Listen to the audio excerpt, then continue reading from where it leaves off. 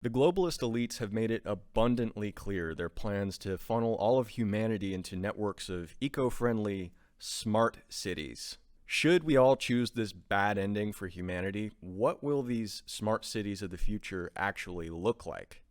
Will they look like the rain-soaked holographic hellscape of Blade Runner's Los Angeles? Will they look like the bizarre Line City planned by Saudi Arabia's Mohammed bin Salman?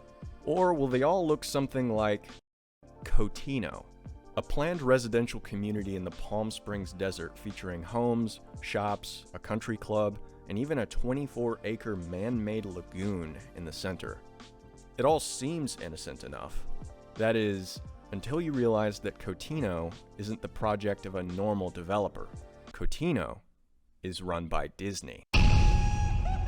Making use of a really creepy play on the word storytelling, Story Living by Disney is BlackRock Disney's latest foray into the real estate development sector. In keeping with the company's obsession with theatricality, Story Living communities are going to feature a full-time surf class of cast members devoted to curating the Disney look, feel, and charm at all times.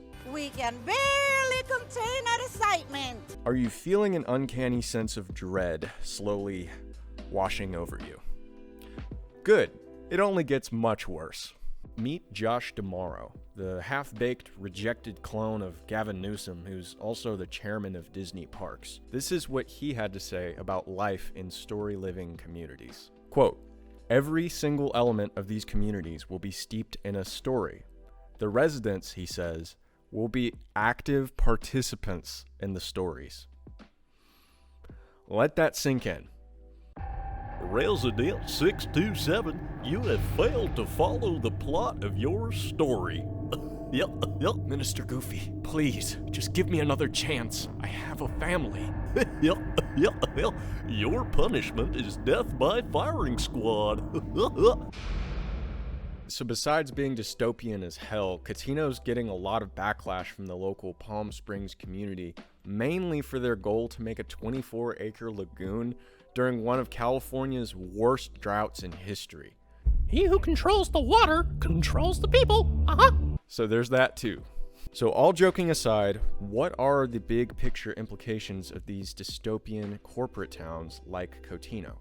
Cotino represents a disturbing trend in the modern landscape, a trend of corporations wanting to corral humanity away from the world created by God and into artificial worlds created by them.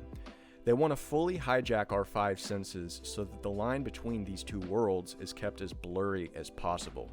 With this in mind, it's no surprise to me that Bob Chapek, the CEO of Disney, has just glowed on and on about the metaverse and how it's this big next step for Disney's evolution as a company. We believe that there's a world where we can add a third dimension of storytelling. I call it sort of a three-dimensional canvas. I think it's a great opportunity for us. I think it's the next great horizon for Disney. I think it's the next great horizon in entertainment. Gee, thanks Baron Harkonnen. I'm sure Walt would have loved the idea of luring millions of humans into an alternate, godless reality ruled by a communist lizard. Maybe throw some Sweet Baby Rays on the ribs and take it from there. These recent developments only make this old quote from Walt all the more haunting. I have watched constantly that in my work, the highest moral and spiritual standards are upheld, whether my productions deal with fable or with stories of living action.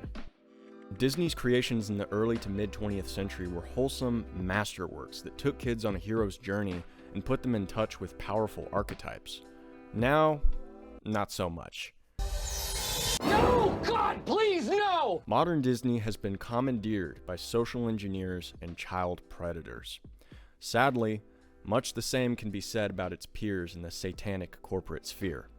So if the idea of living in a Marvel, Reebok, or Carl's Jr. themed neighborhood fills you with this sinking sense of doom just down to the pit of your stomach, congratulations, you still have a soul, but be warned, Disney Corp wants to take it from you.